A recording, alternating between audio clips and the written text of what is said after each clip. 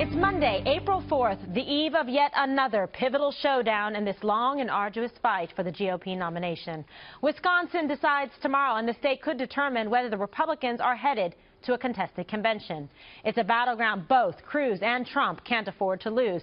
Kasich already admits he won't be winning it. And what we're seeing all across the state is an example, really, of what we're seeing across the country. We're seeing Republicans united. We're seeing Republicans coming together with a spirit of unity. And the energy we're seeing here in Wisconsin is tremendously encouraging. If we do well here, folks, it's over. If we don't win here, it's not over. But wouldn't you like to take the credit in Wisconsin for ending it? Give Wisconsin the credit for ending it. And then we can focus on Hillary instead of these two guys. I'm up 14 points on Hillary in Wisconsin, and I'm going to lose in Wisconsin. Okay? This is really unbelievable, isn't it, how this whole process is going? But persevere. 38% of the people in Wisconsin don't know who I am. Quite interesting. That's why ratings are through the roof. So, Eric, what do you make of it? Wisconsin tomorrow, pivotal, could end some of this kind of disarray, but not necessarily looking like that's going to happen. I'm not sure that's right, that Wisconsin is the end-all, even if Donald Trump does win Wisconsin. Remember, you have those big states. You have New York, New Jersey, Pennsylvania coming up the Northeast. And John Kasich, if he stays in, may get some of those delegates, and that will put a damper on Trump or Cruz ever getting. I don't think Cruz is getting to 1237. There's still the only I would say possible path to 1237 would be Trump. So he does do a lot better if he gets Wisconsin, and he gets Wisconsin in a big way. But right now the polls have flip-flopped on that both ways. Trump was leading, then Cruz was leading. The latest ones, they have Trump back on top. But whatever, who knows where it's going to go. Wisconsin's important, though. Wisconsin is huge in other respects. Wisconsin has Scott Walker, who ran for president. Wisconsin has Paul Ryan, who everyone thinks that if there's a contested convention and they play around with the rules in the Rules Committee, then another party who's not running for president right now could be called in. Maybe it's a Paul Ryan. He could be the one that they're looking at. So Wisconsin plays a big role. It's played a big role in prior primaries. Some would say it's the birthplace of the Republican Party, too. So all eyes on Wisconsin for now. All right, Dana Perino, what is your assessment? Give us your very best right now. I think that's right. So Trump had been on top in the polls early on in the contest, and then that's changed. And I think consistently all the polls show with Cruz with either a slight lead or a substantial one. No, there's a new one out today. The Reuters one has the Trump up. Okay, so, okay. Go ahead. I was agreeing with Eric. Okay. Except for the Paul Ryan part. I think that everyone thinking that Paul Ryan is going to be running for president is not accurate. And I do think that there are a lot of people pushing that theme. He is not pushing it and trying to tell people I'm the umpire at the convention. He doesn't plan to run for president, doesn't plan to be recruited for it, and is not lobbying for it. And he's doing quite a fine job as House Speaker, I might say so myself. Hello, Brian. Nice to see you, Kimberly. Glad you're back from vacation. Yeah. How long we've got? 3-4 weeks? Yeah, exactly. Didn't it feel like that? It really did. I counted every minute. Yeah. A lot's changed, and we had a time to dwell. Okay. We had a time to dwell looking up to Wisconsin, and after this, we're going to have 2 more weeks to dwell. So you talk about momentum. So we're going to focus on Wisconsin leading up to Wisconsin and after Wisconsin leading up to New York. I think there's a few things. That memo that leaked out to me was very telling when it comes out inside the very lean Trump camp that they are upset at the establishment. They're upset at how many times are they being attacked. They seem to be doubling down and feeling as though they're playing the victim somewhat. And I also thought it was telling over the weekend where Donald Trump said, hey, you know what, if I could do it again, I wouldn't have retweeted that image. If I could do it again, I would have answered the abortion question different. That's the first time we saw a reflective, somewhat reflective candidate. Are you seeing some growth? I mean, that's going to be key. Are you seeing any change? All right. Juan, how did you see that particular moment? Which particular? What he's saying about retweeting and saying I he think shouldn't that, have done it. we talked about this a little bit, that I think it was a moment when first time you saw Trump say, hey, I made a mistake there, and back up a little bit. And that was different for Trump. But what I think's going on in Wisconsin is, one, I think Paul Ryan's name might as well be on the ballot, because I think there are a lot of people in Wisconsin who like Paul Ryan. Of course, he's the hometown hero. And then you see Trump go to Janesville, his hometown, and take him on. And then you see Ryan in Washington give a speech in which he says, this campaign on the Republican side, out of control. We don't need to be vulgar. We don't need to be rude to each other. That's not good politics. That doesn't win you votes. That doesn't win elections. So Ryan says he doesn't want it. He says he's not campaigning for it.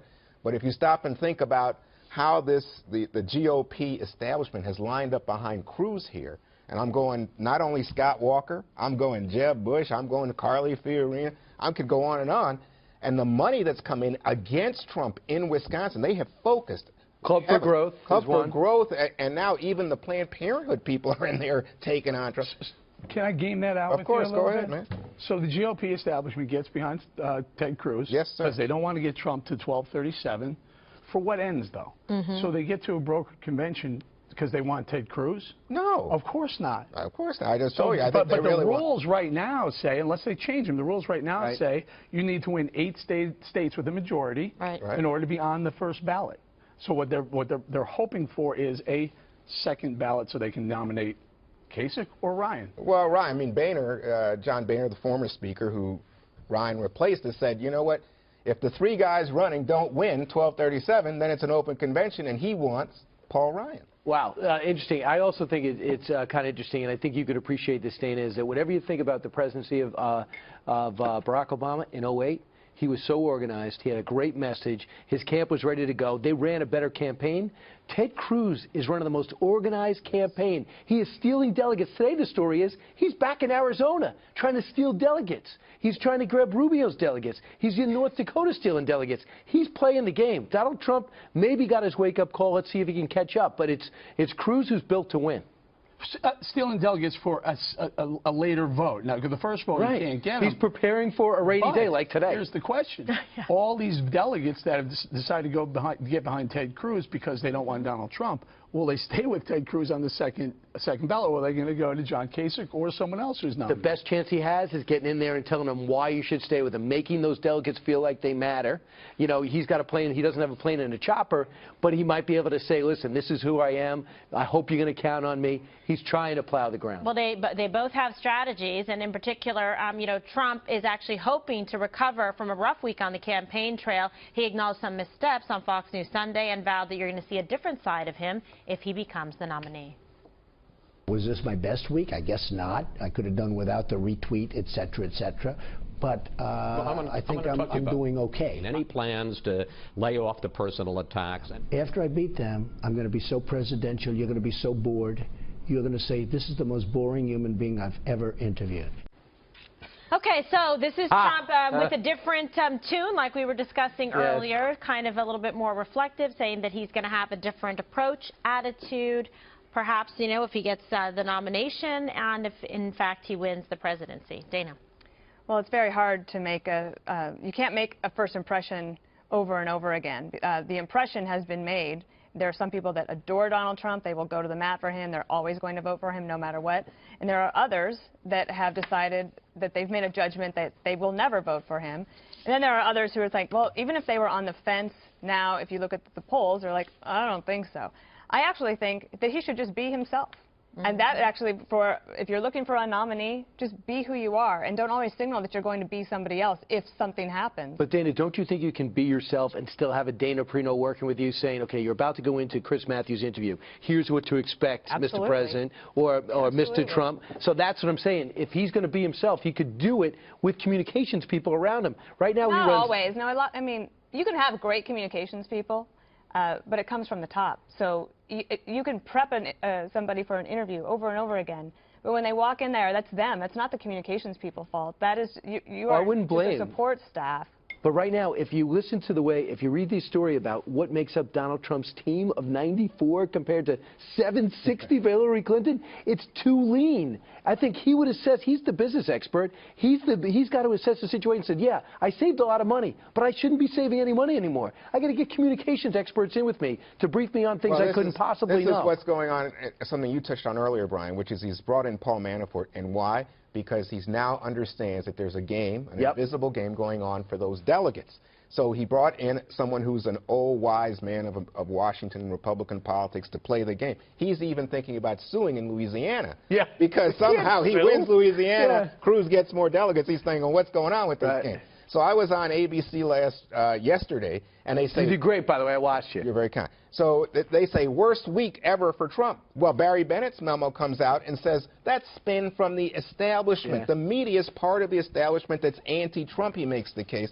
And it's both now Trump and Cruz that not only say Kasich should be out, they want to make sure, to Eric's point, that he's not on the ballot at the convention. So now everything is against Kasich. And Kasich, for his point, I love his quote. He said, an open convention?